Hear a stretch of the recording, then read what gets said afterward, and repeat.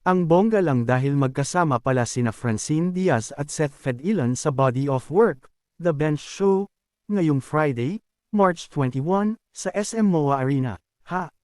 Marami nga ang nagulat ng i-repost ni Seth ang save the date ng Bench para sa nasabing event. Ibang clothing company kasi ang alam nilang ini-endorse ni Seth. Pero ayon sa co-manager niyang si John Ling, nakakontrata na rin daw sa Bench ang young actor.